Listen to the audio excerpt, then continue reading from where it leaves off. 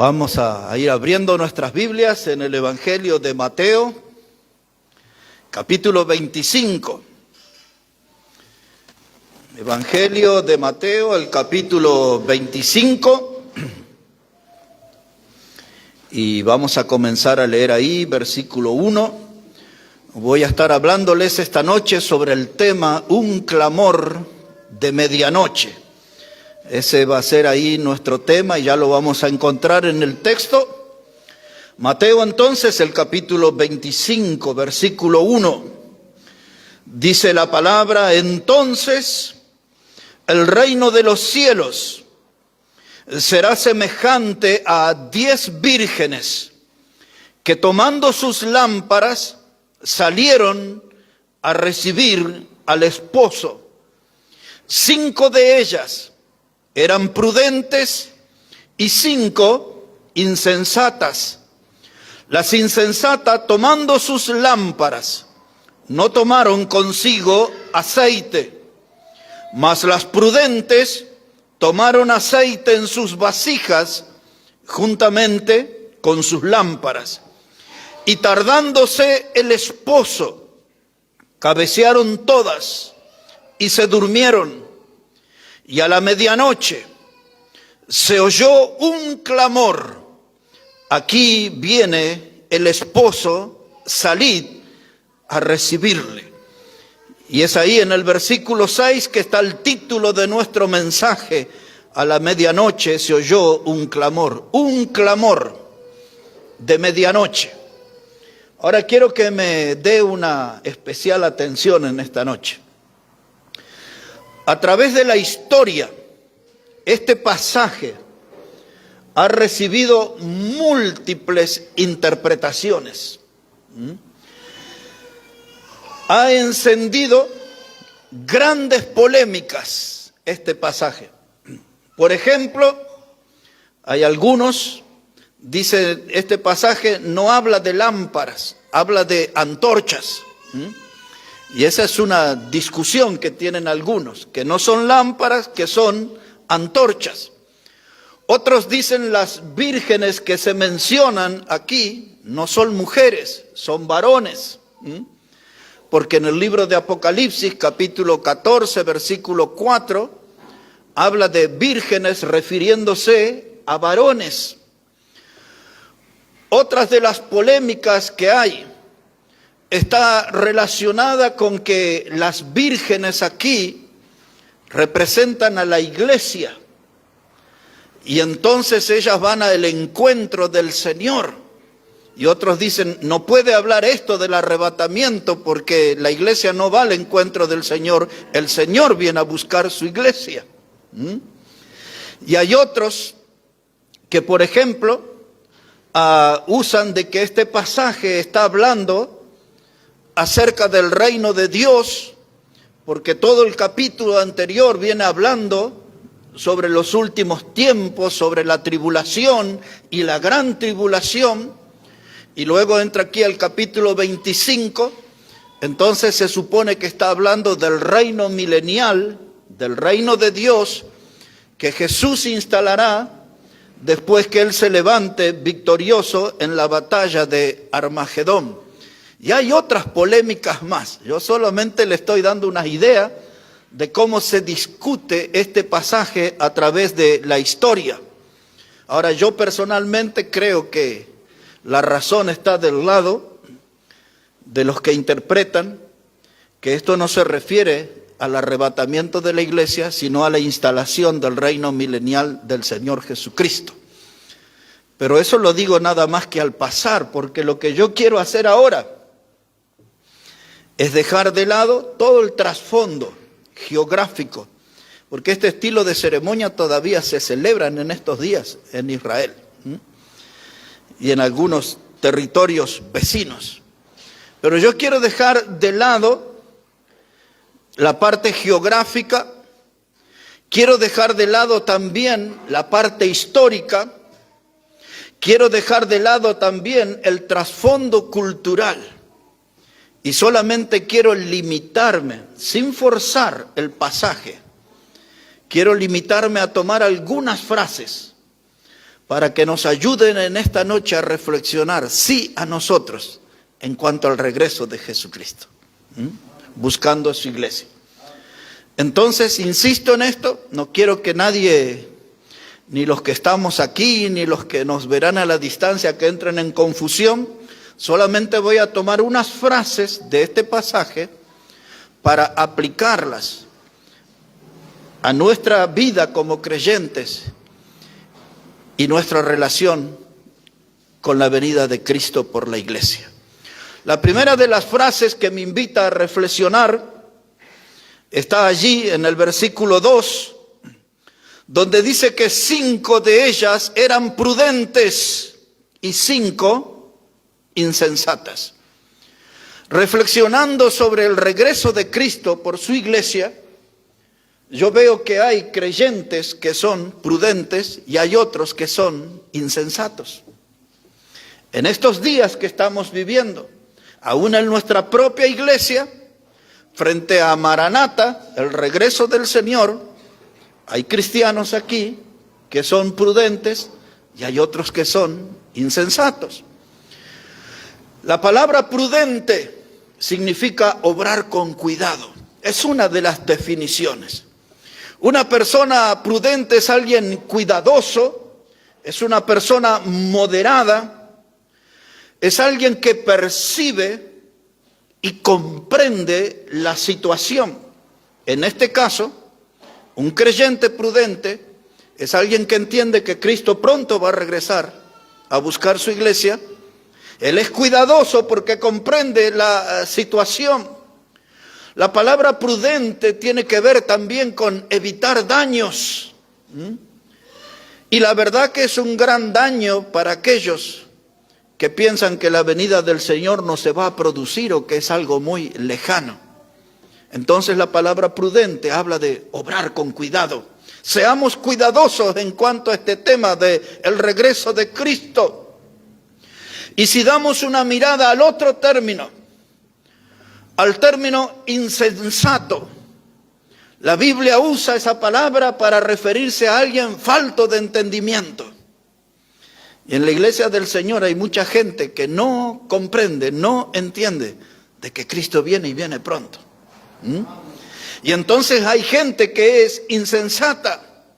La palabra insensata también se aplica para una persona que procede en contra de las reglas de Dios. Tiene la enseñanza de Dios, dice la Biblia, el principio de la sabiduría es el temor a Jehová. Conoce la palabra, pero se pone de la vereda de enfrente de la palabra. Eso lo hace dueño del término insensato. También en la Biblia la palabra insensato tiene que ver con una terminología dura para nuestro lenguaje, porque habla de una persona tonta. La palabra insensato se refiere a alguien de mente vacía y se usa 2 términos más fuertes de nuestra lengua: idiota o estúpido. Eso significa la palabra insensato.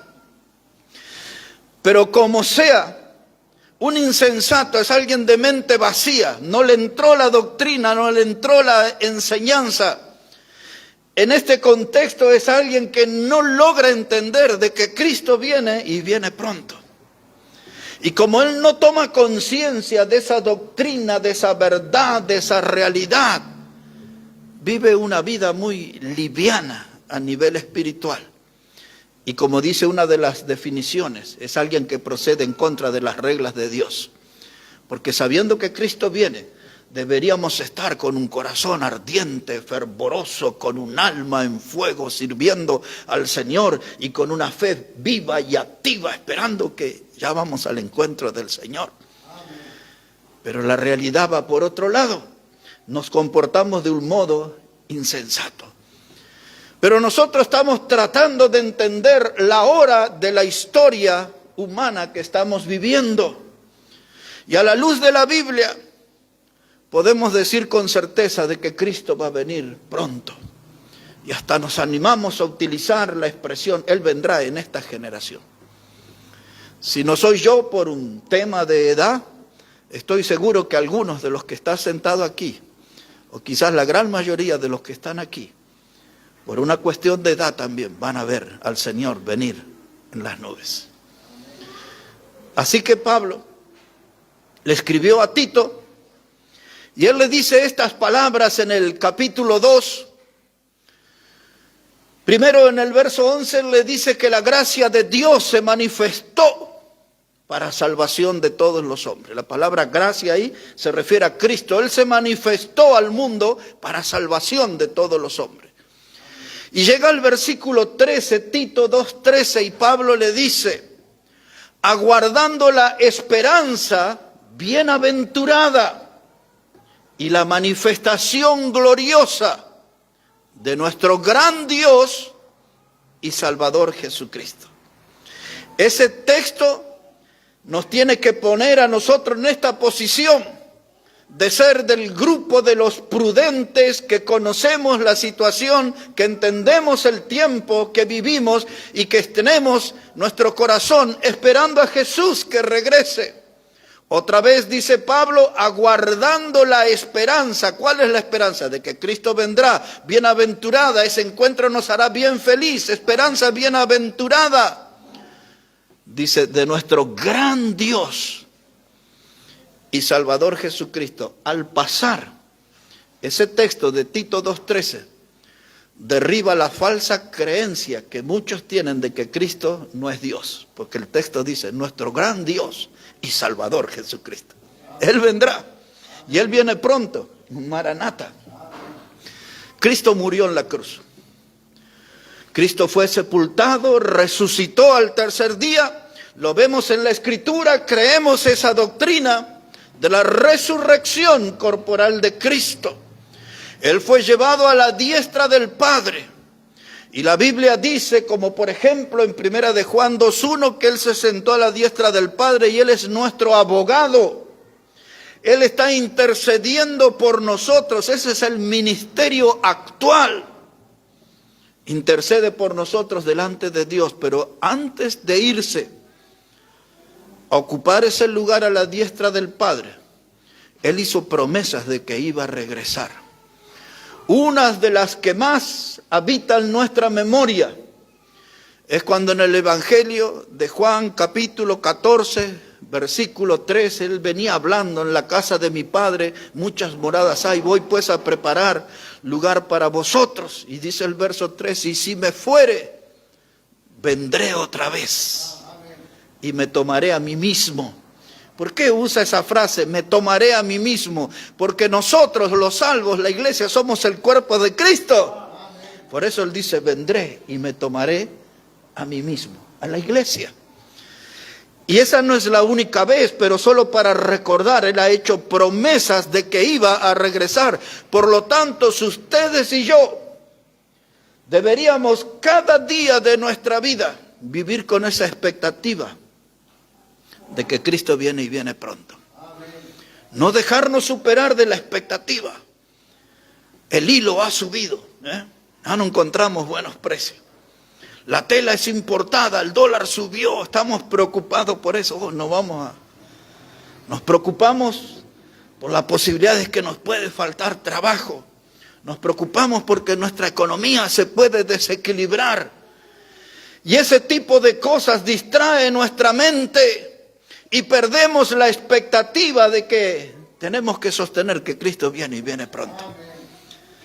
Tenemos que vivir con ese pensamiento dominándonos, porque los insensatos no tienen ninguna seguridad.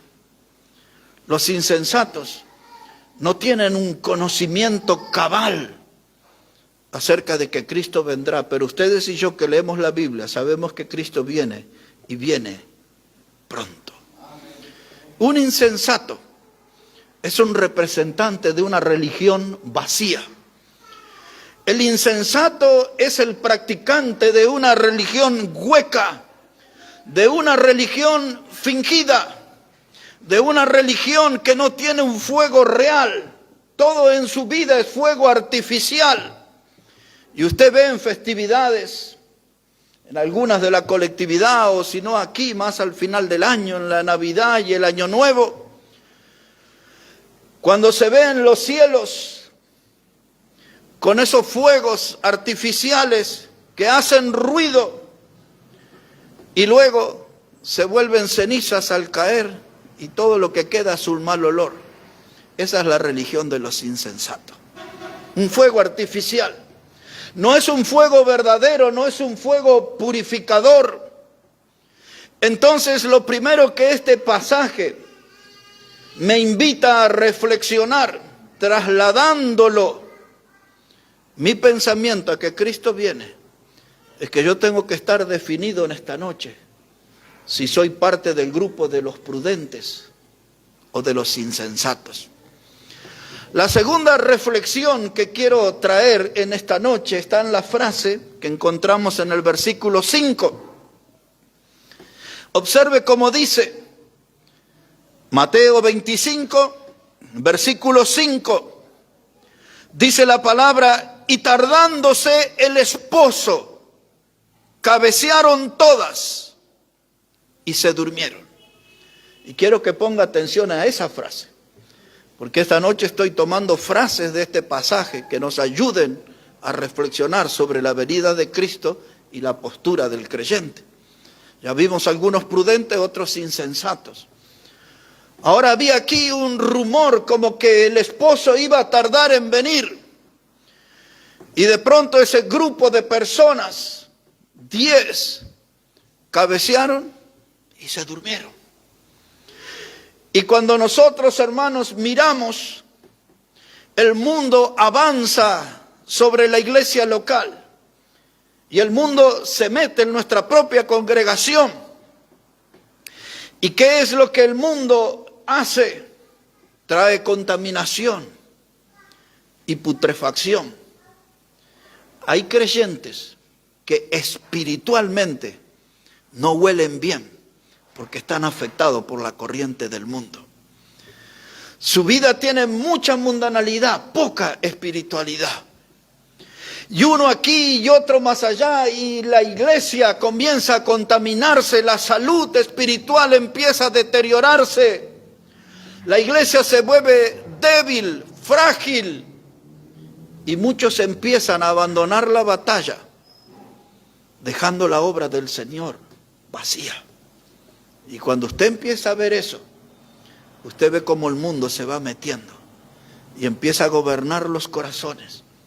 Un creyente se descuida, falta una reunión, 2 reuniones, no lee la Biblia un día, 2 días, 3 días, toda la semana.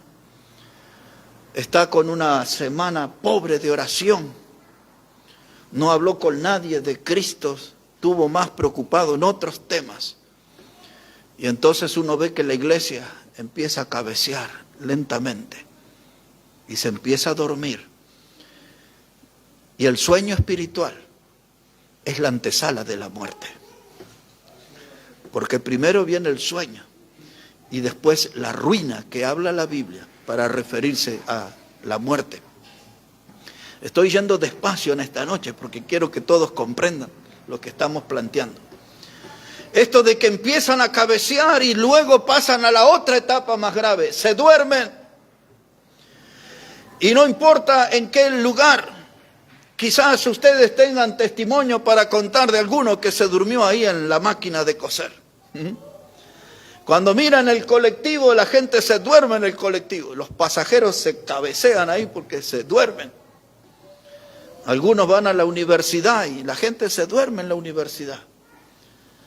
Y hay algunos que les gusta venir y dormirse en la iglesia. Acá también cabecean y se duermen. Y esta es la situación espiritual de la iglesia del Señor.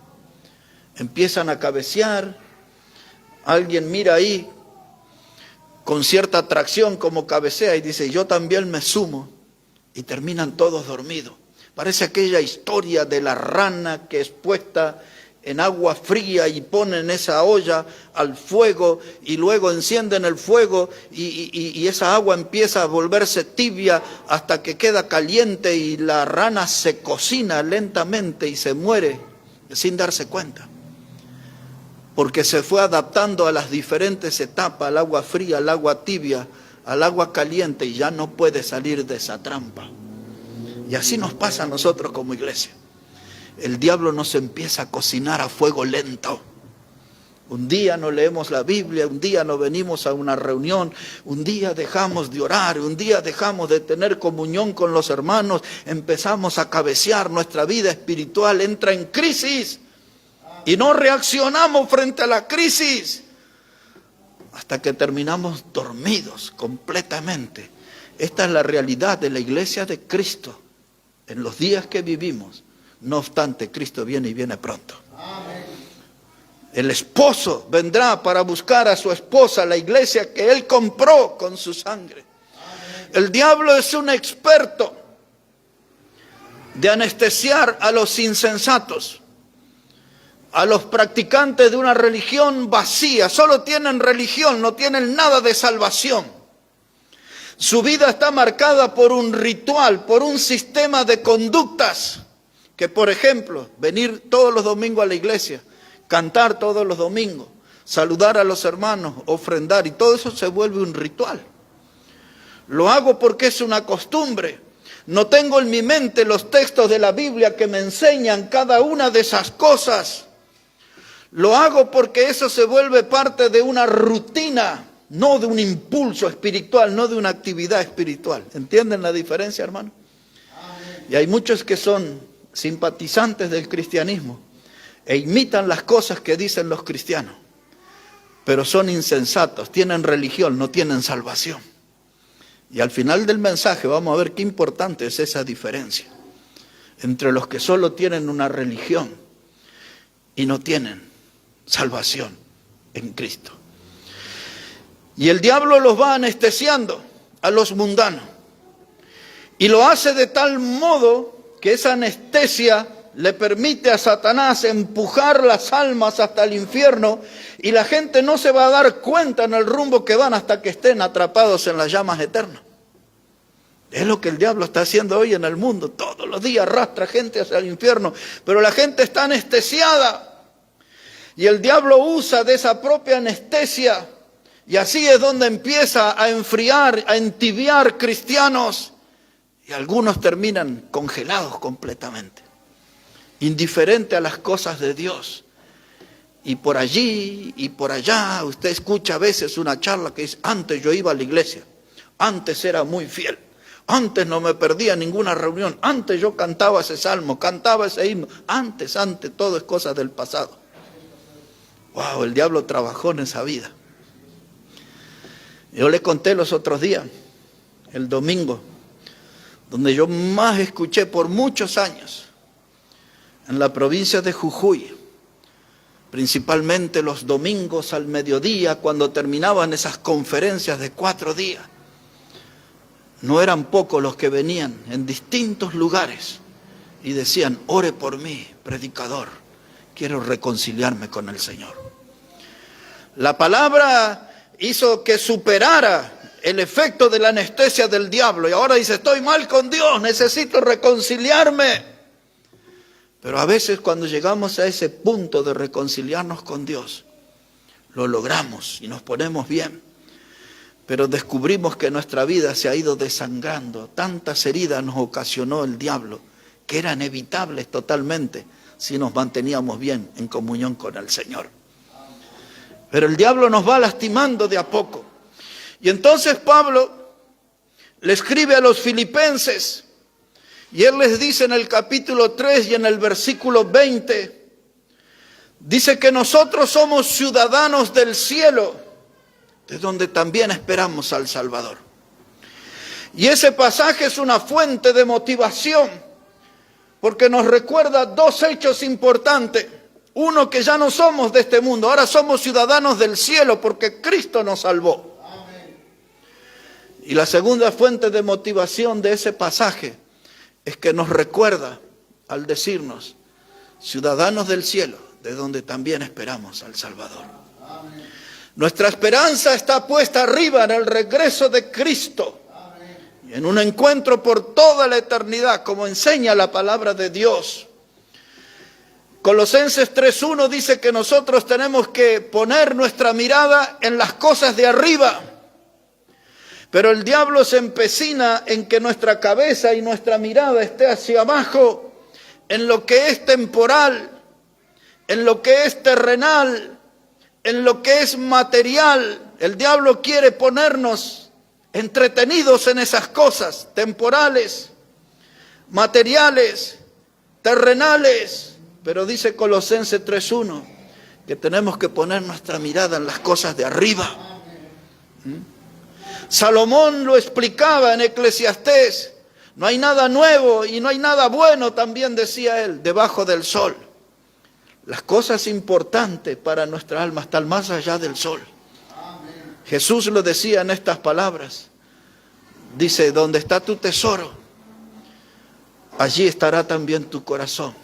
Y agregaba, Mateo 6, no hagáis tesoros en la tierra, donde la polilla y el orín corrompe, haced tesoros en los cielos. Y hermanos, el diablo nos quiere enredar, y el diablo quiere que echemos raíces en este mundo. Pero la Biblia dice que nosotros somos ciudadanos del cielo, por la gracia de Dios, por la salvación en Cristo. No podemos caer en esa trampa del diablo, y no podemos caer en tal estado de confusión.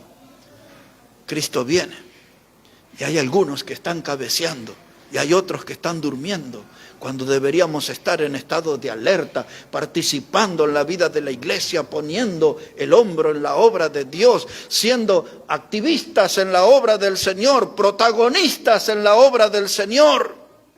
Gente que suda y que se involucra en la obra del Señor, gente que se arremanga allí con un gesto de trabajar en la obra del Señor. Porque Cristo viene y viene pronto, no es la hora de cabecear ni es la hora de dormir. Ya cuando estemos en la presencia del Señor, ahí vendrá el tiempo de recompensas y de descanso. En esta etapa aquí en la tierra es tiempo de trabajo para gloria de Dios. Pero el diablo a veces nos mete en confusión, ¿no? Y a veces nos hace que perdamos el paso en esta vida. Pero qué bueno que la palabra de Dios nos exhorta y nos reconviene. Y la palabra de Dios, como lámpara a nuestros pies, nos ayuda a reencontrar el camino para servir al Señor. Algunas palabras prudentes e insensatos. Los que cabecean y se duermen. No quiero que salga de este pasaje, reténgalo ahí un momento, ponga ahí un dedito y acompáñeme a Romanos capítulo 13.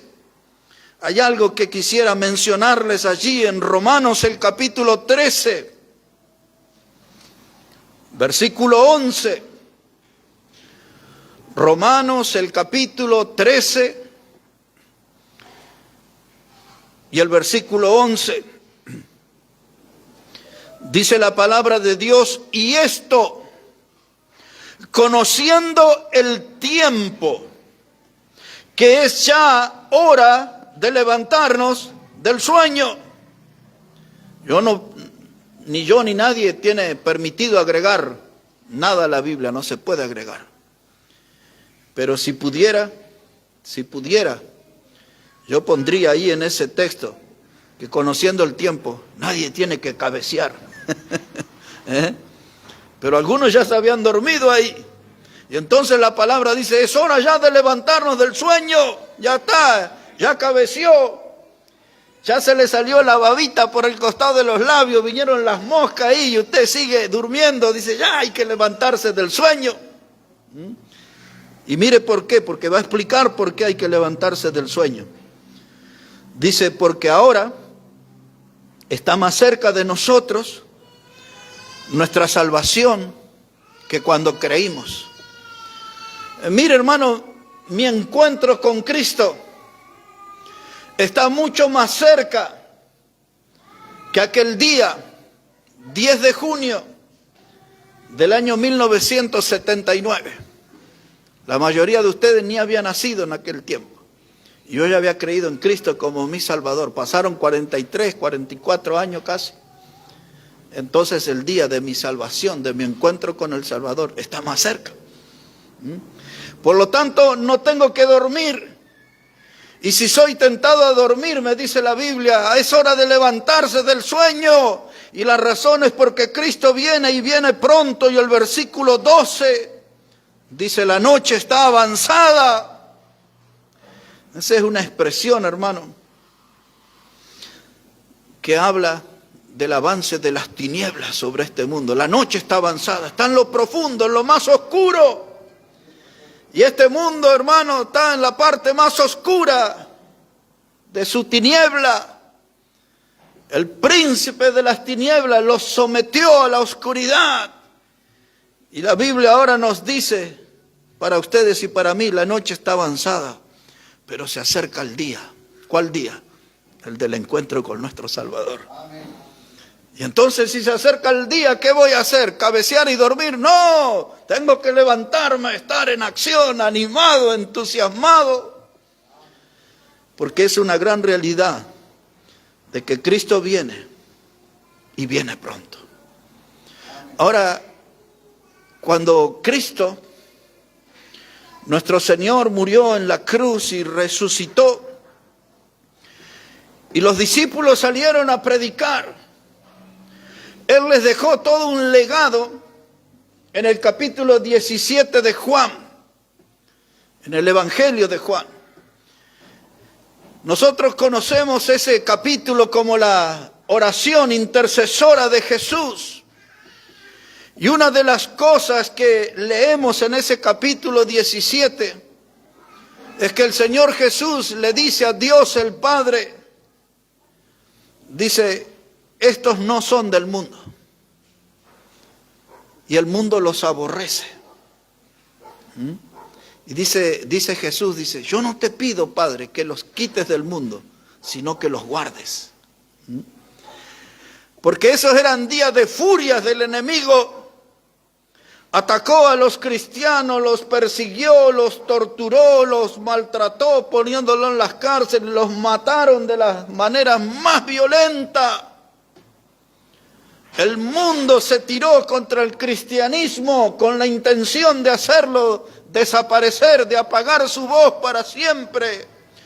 Pero los hombres y mujeres de esa generación, firmes militantes en la fe, habían aprendido la lección del Maestro de tomar la cruz cada día y seguirle. La muerte no los frenaba. La muerte, hermanos, no apagaba la fe.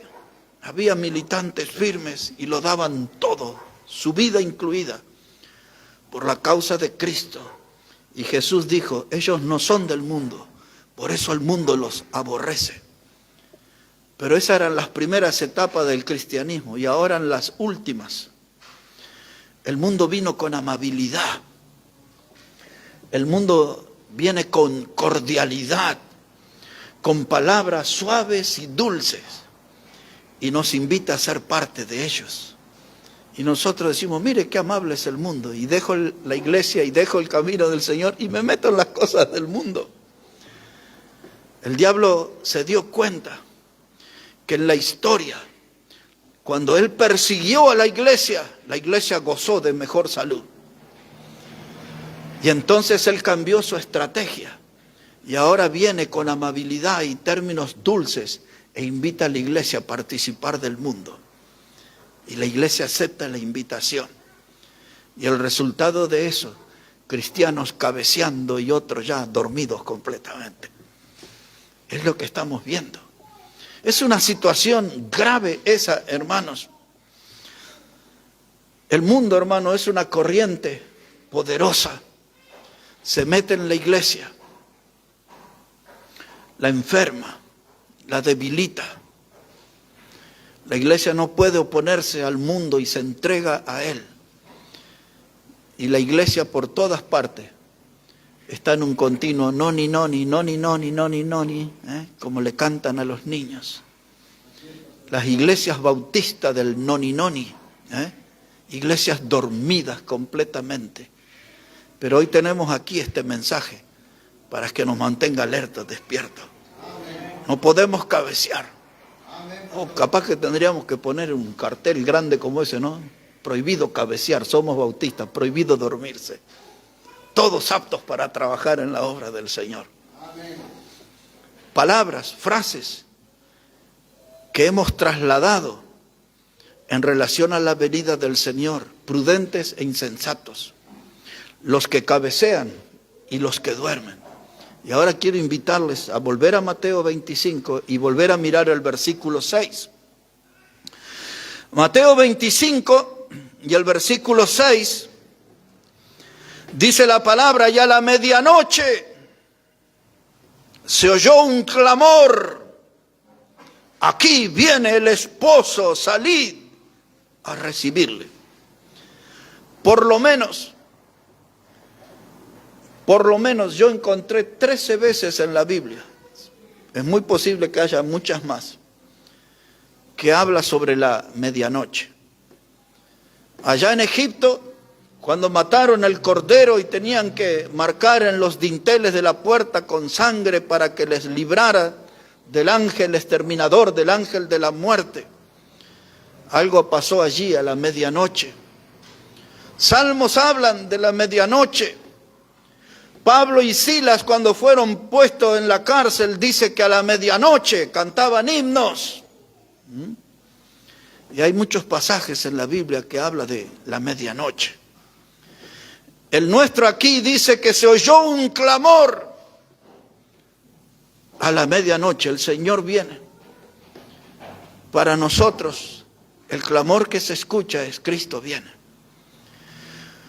Usted va a oír sobre terremotos en alguna parte del mundo que dejan muertos. Va a oír de tsunamis en diferentes partes del mundo. Va a oír de incendios forestales, bosques, hectáreas y hectáreas que se consumen por el fuego. Alúes de barro, montañas que se desintegran y aplastan gente. Y cuando pasan ese tipo de cosas, la gente lo que empieza a decir es: Cristo viene, Cristo viene. Se han escuchado en diferentes regiones, aquí en la Argentina, en Jujuy, en Bolivia, en Chile y en países más lejanos, se han oído sonidos de trompetas y los científicos tratan de explicar, pero parece ser que eso tiene que ver con un fenómeno del mar y que repercute. Y no es importante la explicación, lo importante es que cuando suceden esas cosas, la gente dice: Cristo viene, ahí está, mire. Hasta algunos han visto figuras como de una persona en el cielo, en las nubes, y dice: ahí está, Cristo viene. En el puente de su barrio un cartel que dice: Cristo viene. Un folleto que encuentra: Cristo viene.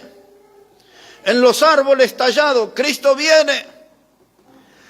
En los púlpitos, gracias a Dios, que en algunos púlpitos todavía hay varones que se paran y dicen: Cristo viene. Cristo viene. Dice: se oye un clamor. De eso les estoy hablando, de ese clamor de gente en distintas circunstancias. ¿Se acuerdan de que Cristo viene? Cristo viene. Un clamor a la medianoche. La medianoche es cuando se llega al final del día, al final de un tiempo, de una etapa. Hoy a las 23:59 se empieza a terminar este día. Creo que es 8 de julio hoy, ¿no? Creo, no estoy tan seguro. Pero a la medianoche se termina ese día y va a empezar el 9. Fecha patria, un nuevo día. A la medianoche significa que habla de un instante final, de algo que está por terminar. Y hay una etapa que se está por terminar en este mundo y se va a inaugurar otra. La etapa que se termina es la etapa de la gracia, porque Cristo viene y se lleva a su iglesia. Se termina esa etapa. Un clamor de medianoche. Y el mundo padecerá su tribulación y su gran tribulación. Y los que se queden tendrán que soportar la bota del último emperador romano, del último César del Imperio Romano, del Anticristo. La criatura inspirada por el diablo para pisotear a este mundo y perseguir, matar por decapitación a los que se resistan a tener el símbolo que los identifica con Él. Los que no acepten el 666, 36, en su frente o en su mano, serán muertos en los días de este dictador. Y la Biblia enseña que Él se sentará en el templo de Dios y se hará pasar por Dios. Serán días terribles. Y esa hora se acerca, cuando termine la medianoche y empiece esa nueva etapa de tribulación. Y nosotros ya no hemos ido con el Señor. El esposo viene. El esposo viene, se oyó un gran clamor. Y yo quisiera decirles, hermanos, en esta noche, que nosotros tendríamos que levantar, que ayudar a levantar el volumen de ese clamor y gritarle a este mundo: Cristo viene y viene pronto.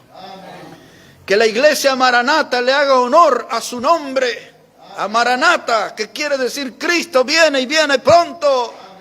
Porque eso significa que estamos advirtiendo a este mundo del peligro de estar sin Cristo. Y se van a sumergir en las llamas eternas del infierno. La voz del regreso. Esas vírgenes que se habló ahí eran dueñas de lámparas sin aceite. Ustedes y yo sabemos que tenemos muchos pasajes en la Escritura que el aceite es una relación directa, una conexión directa con el Espíritu Santo de Dios. Por lo tanto, cuando dije hace unos minutos que esas vírgenes insensatas representan una religión vacía, sin vida, de fuego artificial, de algo pasajero, tienen mucha religión, representan mucha religión y nada de salvación, porque les falta el aceite, el Espíritu Santo de Dios en su vida. Y el Espíritu Santo de Dios en ustedes y en mí, ese sello, es la garantía de que somos salvos y herederos de la vida eterna. Ahora noten la importancia del aceite. Yo diría aquí en esta noche que esa religión ficticia, lámpara sin aceite, ¿de qué sirve una lámpara si no alumbra? ¿De qué sirve una lámpara si no cumple con su objetivo de alumbrar? Esas vírgenes insensatas representan aquella palabra que Jesús tomó del profeta Isaías cuando dijo: este pueblo de labios me honra, pero su corazón está lejos de mí. Hablan de Dios, hablan acerca de Dios, pero no conocen a Dios. ¿Se acuerdan? Tito 1:16 que prediqué el domingo, sobre gente que habla acerca de Dios, pero con sus hechos lo niegan. Dicen conocerlo, pero cuando usted mira la vida, dice: no hay nada de Dios en esa vida. Estas vírgenes insensatas tenían un barniz, un maquillaje, una pinturita superficial que parecían que eran cristianos, pero no tenían aceite, no tenían el Espíritu Santo de Dios. Por lo tanto, el final iba a ser tremenda. Yo quiero que todavía tenga este pasaje porque ya vamos a terminar. Y los voy a traer de nuevo aquí para que leamos juntos el versículo 13, pero antes, para describir la situación de esas vírgenes y del mundo religioso de hoy, quiero que demos juntos una mirada a Mateo capítulo 7. Estamos ahí en Mateo, pero en capítulo 7 ahora, en el versículo 21, hermanos, vamos a repasar esa enseñanza ahí. Mateo capítulo 7, versículo 21, mire cómo dice la palabra de Dios ahí. Es el Señor Jesucristo el que está hablando. Y así dice nuestro Señor, Mateo 7, verso 21. Dice: no todo el que me dice Señor, Señor, entrará en el reino de los cielos, sino el que hace la voluntad de mi Padre que está en los cielos. Muchos me dirán en aquel día: Señor, Señor, ¿no profetizamos en tu nombre? Y en tu nombre echamos fuera demonios, y en tu nombre hicimos muchos milagros. Y entonces les declararé, nunca os conocí, apartaos de mí, hacedores de maldad. Gente de lámparas sin aceite, religiosos, nunca los conocí a ustedes. Apártense de mí, son hacedores de maldad. Para darle una explicación de este versículo, solamente les voy a leer un texto que dice así, dice, examinaos a vosotros mismos si estáis en la fe, probaos a vosotros mismos, o no conocéis a vosotros mismos que Jesucristo está en vosotros, a menos que estéis reprobados. Ese pasaje es 2 de Corintios 13:5, pero ahora se los leo de nuevo. Dice Pablo, examinaos a vosotros mismos si estáis en la fe. Eso es para nosotros en esta noche. Asegurarnos de que nuestra vida tenga el Espíritu Santo, que nuestra lámpara tenga aceite, en otras palabras. Que no seamos nosotros aquí parte de una religión vacía, sin Dios. Dice Pablo, examinaos vosotros si estáis en la fe. Esto no es para que usted dude de su salvación eterna en Cristo, sino para que se sienta seguro que ha sido salvo por Cristo. Amén. Y entonces dice Pablo, examinaos si estáis en la fe, dice, y probaos a vosotros mismos. No hay otra persona que le va a decir, usted es salvo, es un elegido, escogido. No, usted mismo sabe si hay aceite en su lámpara. Si está el Espíritu Santo de Dios como garantía de que es salvo. Y dice, y probaos, dice, o no conocéis a vosotros mismos que Jesucristo está en vosotros. Dice, a menos que estéis reprobados. Usé esa palabra en el sermón del domingo. Reprobado significa dado por malo. Algo que se desecha, se deja a un costado. Pero si usted tiene a Cristo, usted es salvo. Pero si no tiene a Cristo, es una lámpara sin aceite, está reprobado. Ahora volvemos a ese 7:21. Dice, en aquel día, un día en el futuro, dice Jesús, mucha gente vendrá delante de mí. Ya se dieron cuenta que están perdidos.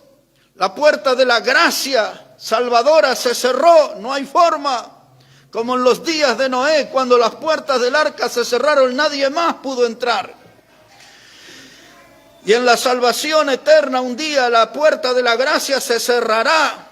Jesús dice en Juan 10, dice, yo soy la puerta, el que por mí entrare será salvo. Pero si la puerta se cierra, ya no se abre más. Para los que llegan tarde. Quiero subrayar eso, para los que llegan tarde. Porque algunos van a querer ser salvos, pero ya no habrá tiempo. Ya no habrá oportunidad. Dice Pablo en 2 de Corintios 6, 1 y 2, usa esta frase, dice, hoy es el día de salvación, hoy, porque hoy la puerta está abierta todavía. La gracia de Dios está vigente, activa, la gracia de Dios quiere alcanzar personas para ser los herederos de la vida eterna. Pero tarde algunos levantarán sus voces y dirán, Señor, Señor, profetizamos, quiere decir predicamos, hablamos de la palabra. Profetizamos en tu nombre echamos fuera demonios. En otras palabras, algunos dirán, Señor, tú recordarás que hemos cantado a tu nombre. En otras palabras, algunos dirán, hemos llorado en tu casa, hemos caído, hemos rodado. Yo creo que algunos les dirán, Señor, hemos remolineado como David, hemos bailado en los cultos al ritmo de panderos. Señor, tú nos viste en las reuniones pisoteando al diablo y ahuyentando demonios. Y hasta hemos hablado en unas lenguas extrañas. ¿No recuerdas de eso, Señor? Señor. Y hasta algunos quizás le dirán en ese día, Señor, hemos decretado, hemos declarado. ¿Cómo? Y con la mirada seria, el Señor les dirá, nunca los conocí, hacedores de maldad. Ustedes eran dueños de esa religión hueca. Ustedes eran los representantes de las lámparas sin aceites insensatos, nunca creyeron en Jesús como el Salvador. Solamente formaron parte de un formato, de un sistema religioso, pero nunca fueron salvos. Y Pablo dice en esta noche: examinaos vosotros mismos que estéis en la fe. Asegúrese que esté en el lado correcto de la salvación. Asegúrese que Cristo esté adentro suyo y que su cuerpo es templo del Espíritu Santo. Tiene el aceite de Dios adentro suyo. Asegúrese eso en esta noche. Porque quizás le gusta venir aquí a las reuniones y cantar, y los hermanos son amables, buena gente. Digo yo, no sé. Buena gente. Y a usted le hace bien venir. Le gusta algunas comidas de los domingos, disfruta aquí. Pero eso no le asegura un lugar en el cielo. El tener a Cristo en su vida, eso es lo que le da la salvación eterna. Jesús le tiene que decir a esa gente, dice: yo nunca los conocí, hacedores de maldad. ¿Por qué aquello que parecía bueno, aquellos que decían que se oponían al diablo, eran hacedores de maldad? Porque no conocían al Señor. Un pueblo que honraba de labios, pero su corazón estaba lejos de Dios. Y dichas estas cosas, volvemos a Mateo 25, el último versículo, y ahí vamos a terminar. Mateo 25, versículo 13.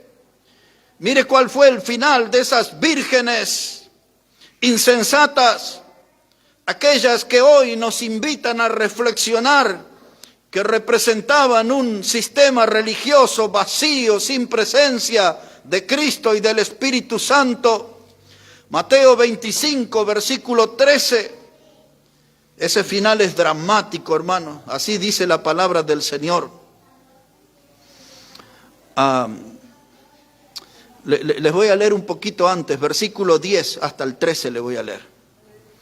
Versículo 10 dice: pero mientras ellas iban a comprar, vino el esposo, y las que estaban preparadas entraron con él a las bodas.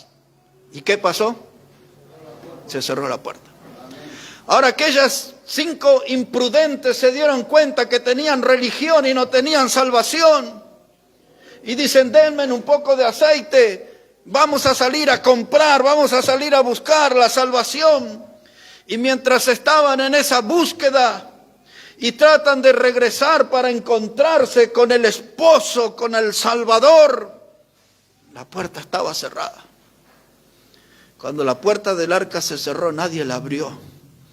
Y cuando la puerta de la salvación se cierra, no hay gritos, ni lloros, ni lamentos que puedan abrir esa puerta. Salieron tarde a buscar salvación. ¿Cuántos? Tantísimos. Me han dicho: ya cuando sea viejo yo voy a creer en el Señor. Ya cuando me jubile voy a empezar a ir a la iglesia y a agarrar una Biblia y empezar a buscar a Dios en mis días de jubilación. ¿Cuánta gente posterga la decisión? Dice: buen mensaje, pero déjemelo meditar, déjemelo pensar. Y todos sabemos que nadie es dueño del segundo que sigue. Y cuando quieren reaccionar o buscar es tarde, porque la puerta está cerrada.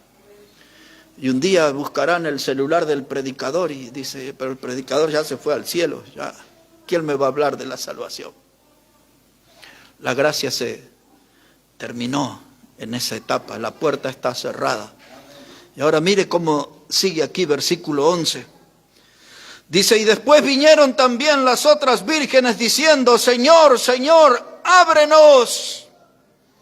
Mas él respondiendo dijo: de cierto os digo que no os conozco. Velad pues, porque no sabéis el día ni la hora en que el Hijo del Hombre ha de venir. Versículo 12, dice el Señor: de cierto os digo, no os conozco. Es lo mismo de Mateo 7, apartados de mí, nunca os conocí, hacedores de maldad. No les conozco. Pero esos de Mateo 7 dicen, en tu nombre profetizamos, predicamos tu palabra, echamos fuera demonios, hicimos milagros, nunca los conocí.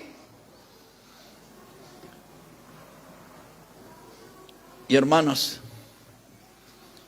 la primera reflexión, prudentes e insensatos. La segunda reflexión en esta noche, los que cabecean y se duermen. La tercera reflexión en esta noche, se oye un clamor a la medianoche.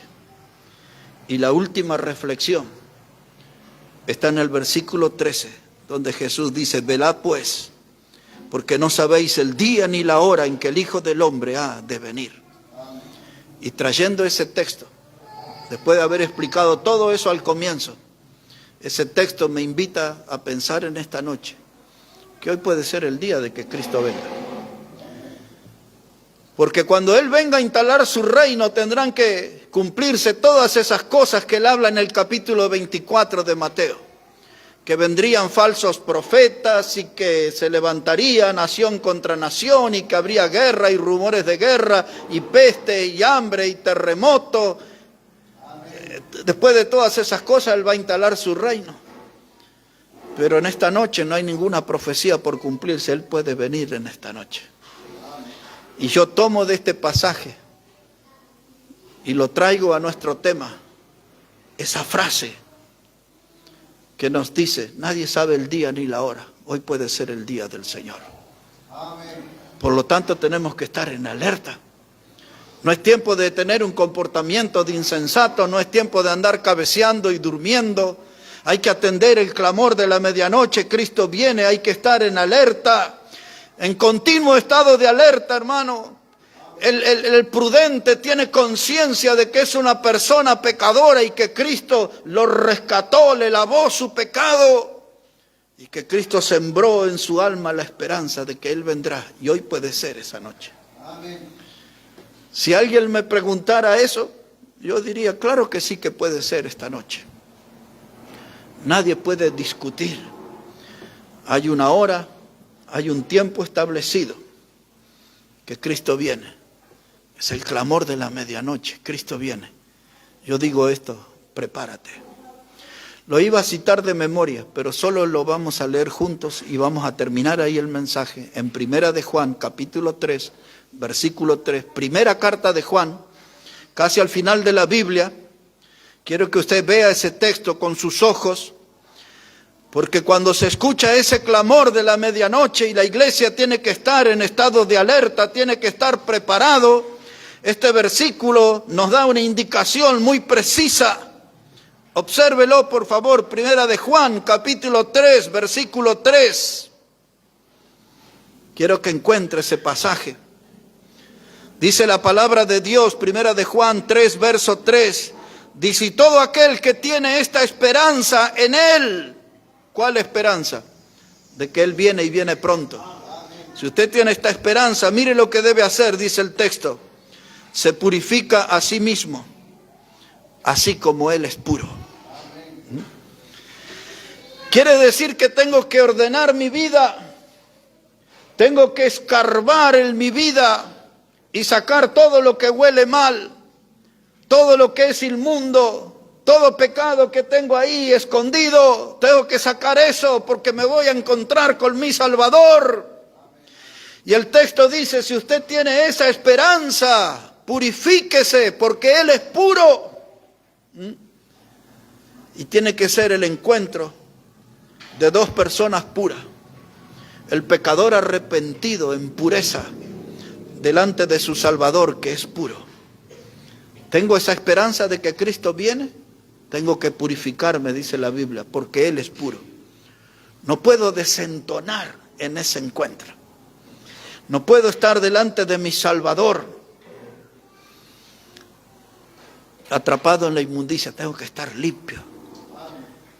Y cuando hablamos de que Cristo viene, pues a eso apunta la Escritura, de que tenemos que estar bien con Dios. Cuando Pablo le escribió a los tesalonicenses la primera carta, capítulo 4, en el verso 13, les empieza a hablar en cuanto a dice, para que no seas como los del mundo que no tienen esperanza, porque si Jesús murió y resucitó, traerá Dios con Jesús a los que durmieron en él. Y empieza a hablar todo aquello, que él vendrá con voz de mando de arcángel, con trompeta de Dios. Y llega al verso 18 y dice, animaos unos a otros con estas palabras. ¿Qué palabra? Maranata, Cristo viene y viene pronto. Esto no es para salir desinflado, desanimado de la iglesia, es para salir animado. Que Cristo viene es un hecho real, es plenamente cierto. Hay aceite en mi lámpara, hay presencia del Espíritu Santo de Dios en mi vida, hay actividad espiritual en mi vida. Porque si ando tropezando, si algo no está bien, si ando comportándome como un equilibrista del circo, caminando en la cuerda floja, tengo que ponerme bien en esta noche, purificarme porque Él es puro. Cristo viene, viene pronto, tengo que estar bien en esta noche. Porque este mensaje que nos recuerda su regreso, qué grave que muchos predicadores ya no creen en esto y otros tantísimos ya no predican este tema. Pero nosotros lo estamos poniendo en esta noche, porque Pablo dice, animaos los unos a los otros con estas palabras. Amén. ¿Qué palabra? Cristo viene, y viene pronto, y puede ser en esta misma noche. El hermano Omar va a venir aquí ahora para guiarnos en una alabanza, y nos ponemos todos de pie, y hoy es una buena oportunidad para ponernos bien con el Señor. Afuera hace frío, pero nuestra alma puede estar ardiente, fervorosa, porque hoy nuestros corazones están animados, porque la Biblia nos recordó de que Cristo viene, y viene pronto. Se oye ese clamor de la medianoche, que todos podamos escuchar. Nos ponemos de pie, hermanos, por favor.